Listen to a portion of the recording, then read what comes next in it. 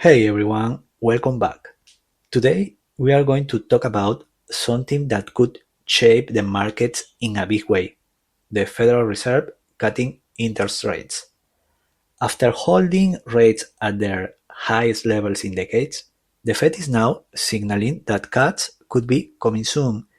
And of course, the big question is, what does this mean for investors like you and me? Right now, inflation has come down a lot from the peak we saw a couple of years ago, but it's still a little sticky in some parts of the economy. At the same time, the job market is starting to cool down. We are seeing slower hiring, wage growth isn't as strong as before, and people are starting to worry that keeping rates high for too long could tip the economy into a deeper slowdown. That's why Jerome Powell, the Fed chair, recently hinted that the risks have changed. For a long time, the Fed's main concern was inflation being too high, but now the bigger risk might be that growth slows too much and unemployment rises. Because of that, markets are betting the first rate cut could come as soon as September, with more cuts possibly following after that. Some banks even think rates could drop several times over the next year. So, why would the Fed cut rates in the first place? Well, it's pretty simple. Lowering rates make borrowing cheaper for businesses and households, which usually helps spending and investment. It also helps protect jobs, because if companies can borrow more easily, they might hold off on layoffs. And in general, cutting rates is a way for the Fed to balance risks and give the economy a little extra support before things get worse. Now, the big question: what does this mean for investors? Historically, markets often go up after rate cuts. Stocks tend to do well because companies benefit from cheaper borrowing costs, and growth sectors like tech usually see the biggest boost.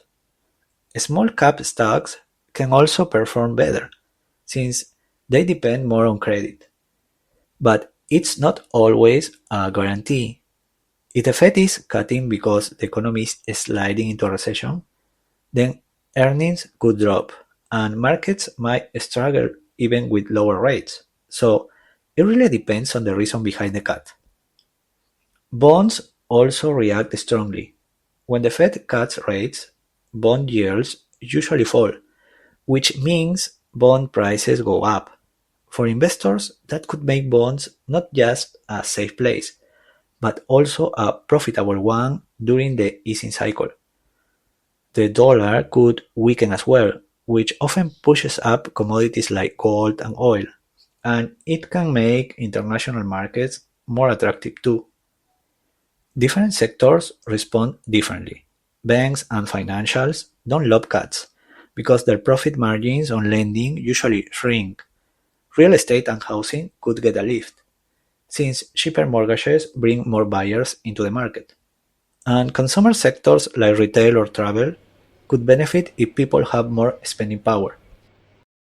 So, let's think about possible futures. If this ends up being a so-called soft landing, when inflation stays under control and growth stabilizes, then markets could see a solid rally.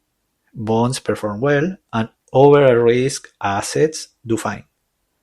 But if we get a hard landing, where the Fed is cutting aggressively because the economy is sliding into a recession, then the story changes. Stocks could fall first, earnings take a hit, and investors become more defensive. In the end, it all comes down to why the Fed cuts rates, not just the fact that they do. For investors, the best approach is to stay diversified, pay attention to inflation and jobs data, and remember that markets often move ahead of the Fed. So, what do you think? Will the next rate cut spark a rally, or is it more of a warning sign that the economy is in trouble? Let me know your thoughts in the comments. And as always, Thanks for watching and see you in the next one.